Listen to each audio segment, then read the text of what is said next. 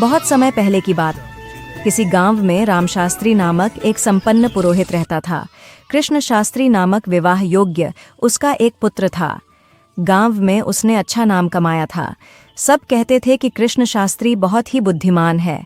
पिता की इच्छा थी कि किसी अक्लमंद लड़की से उसका विवाह हो। उन्होंने 3-4 कन्याओं को देखा भी।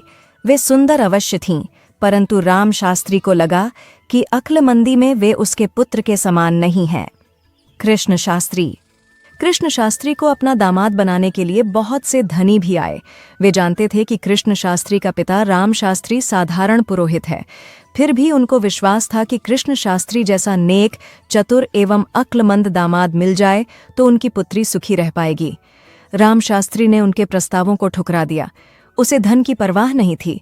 वह तो अपने पुत्र के लिए सुंदर एवं अक्लमंद वधू ही चाहता था। वह इस सत्य को भली भांति जानता था कि धन से सुख खरीदा नहीं जा सकता।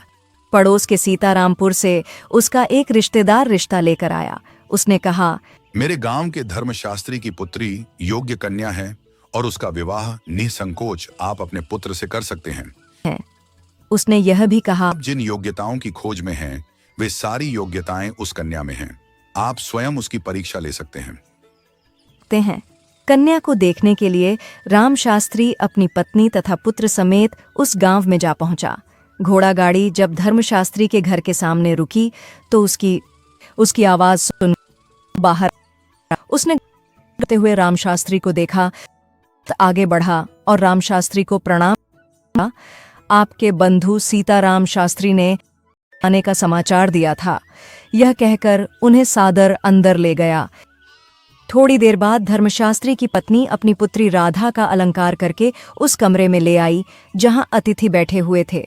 राधा ने राम शास्त्री दंपति को प्रणाम किया। उस कन्या के सौंदर्य तथा नम्रता पर राम शास्त्री बहुत प्रसन्न हुआ। उसने सोचा कि अब बात केवल यह जानने की है कि वह कितनी अक्लमंद है। धर्मशास्त्री ने राम शास्त्री से कहा, महाराज, मेरी 3 पुत्रियां हैं और एक पुत्र। मेरी ज्येष्ठ पुत्री राधा है। बाकी तीनों को कल ही उनके मामा त्योहार के अवसर पर अपने गांव ले गए हैं। राम शास्त्री ने कहा, उदय, आपकी पुत्री सोने की गुड़िया जैसी है। अब रही बात अक्लमंदी की। आपकी पुत्री की बुद्धि की परीक्षा मेरा पुत्र कृष्ण शास्त्री करेगा। अगर आपकी पुत्री इस परीक्षा में पास हो जाएगी तो समझ लीजिए यह रिश्ता पक्का है। अवश्य, आप परीक्षा लीजिए। मेरी पुत्री सौंदर्य में रति देवी है तो विद्याओं में सरस्वती है।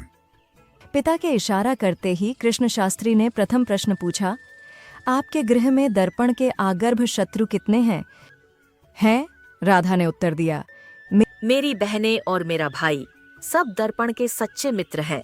कोई भी दर्पण का शत्रु नहीं है। शास्त्री ने पूछा, अपनी बात नहीं बताई आपने? राधा ने उल्टा सवाल किया, हाथ में जो कंकण है क्या उसे भी आप दर्पण में ही देखते हैं? कृष्ण शास्त्री ने पूछा, अच्छा, यह बताइए कि आपके घर में पहले दर्पण के कितने शत्रु थे और अब कितने लोग मित्र के रूप में परिवर्तित हुए? राधा ने कहा,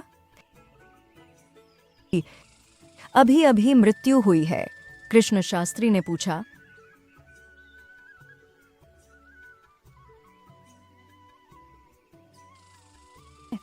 राधा ने कहा, हमारे गांव में अमावस्या की रात को भी पूर्णिमा ही होती है। सच कहा जाए तो आज तक किसी ने भी हमारे गांव में अमावस्या की रात देखी ही नहीं। पूछा, गर्मी के दिनों में भी आपके गांव के खेतों में क्या चिड़ियां आती हैं? हमारे गांव के खेतों में चिड़ियां सब रथुओं में आती हैं। क्या आपके पिता आकाश जैसा विशाल मंडप और पृथ्वी जैसा विस्तृत पर्दा डालकर हमारा विवाह रचा सकते हैं? इतने बड़े स्तर पर विवाह की तैयारी करने पर हम लोगों का घर आकाश ही हो जाएगा। राम शास्त्री प्रश्न और उत्तर ध्यान से सुन रहा था। दखल देते हुए उसने पुत्र से कहा, अब कुछ पूछने की आवश्यकता नहीं है। पक्का हो गया है कि कन्या केवल सुंदरी ही नहीं बल्कि बुद्धि में भी तीक्ष्ण है। फिर उसने धर्मशास्त्री से कहा, अब विलंब मत कीजिए, पंचांग देखकर अच्छा मुहूर्त निकालिए। धर्मशास्त्री प्रसन्न होता हुआ बोला, मुझे पूर्ण विश्वास था कि मेरी पुत्री आपकी परीक्षाओं में भी अवश्य ही खरी उतरेगी। आपकी इच्छानुसार मैं शीघ्र ही विवाह का प्रबंध करूंगा। धर्मशास्त्री और उसकी पत्नी से स्वीकृति प्राप्त करके रामशास्त्री अपने परिवार सहित घोड़ा गाड़ी में बैठ गया। गाड़ी जाने लगी।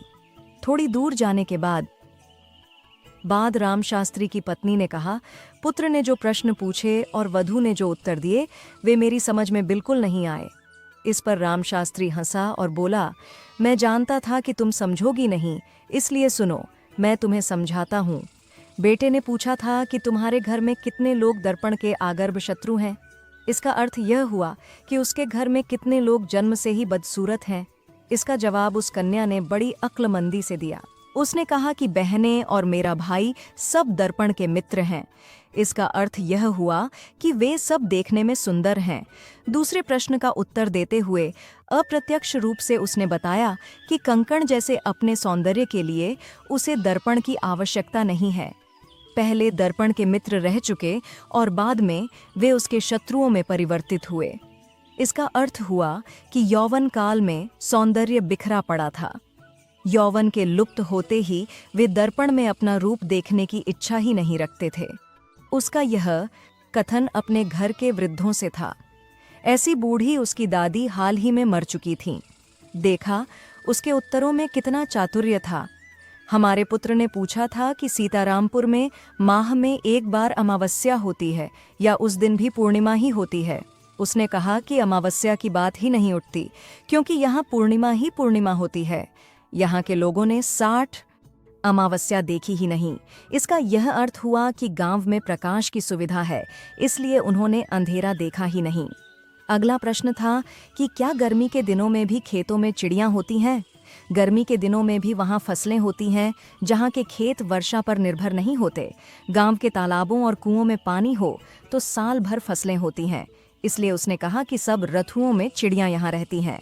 आखिरी प्रश्न था कि क्या जैसा विस्तृत पर्दा डालकर हमारा विवाह होगा?